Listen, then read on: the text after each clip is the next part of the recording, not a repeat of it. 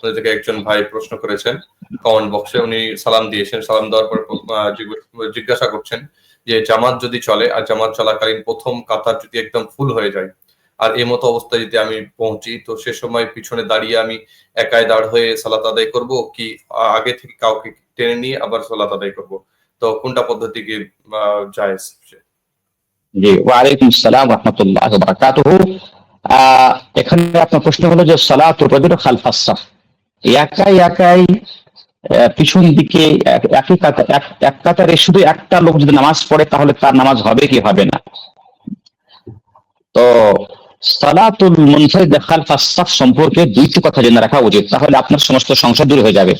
এক নম্বর হলো কথা হলো এই, যদি প্রথম কাতারে কোনো জায়গা থাকে বা তৃতীয় কাতারে কোনো জায়গা থাকে বা তৃতীয় কাতারে কোনো জায়গা থাকে, অর্থাৎ যদি কোনো কাতারে জায়গা থাকে আর জায়গা থাকা সত্ত্বেও যদি আপনি পিছন দিকে একাই দাঁড়ান, তাহলে লা সালাতা লিল মুনফারিদি খালফাস সাফ, তাহলে এমত অবস্থাতে যে ব্যক্তি জায়গা থাকা সত্ত্বেও একা একা পিছন দিকে নামাজ পড়বে তার নামাজ হবে না, তার নামাজ হবে না।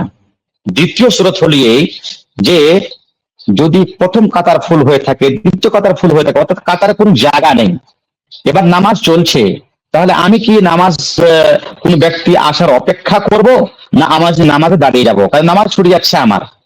সুতরাং এই মতো অবস্থাতে সেই ব্যক্তি মজবুর, সে ব্যক্তি কি হলো মজবুর বা মাজুর, কারণ যে সে তার কোনো পথ নেই, তাহলে সেই মতো অবস্থাতে একা একা পিছন দিকে দাঁড়িয়ে নামাজ পড়লে তার নামাজ সহিহ, এটাই হচ্ছে রাজিহ কওল, এটাই হচ্ছে রাজিহ কওল। সুতরাং কেউ যদি মাজুর থাকে, কোন পথ না থাকে, জায়গা না থাকে, আর একা একা যদি সে পিছন দিকে দাঁড়িয়ে যায় তাহলে তার নামাজ সহিহ। জি। তো শেখ আগের সব থেকে কাউকে টানতে পারবে না?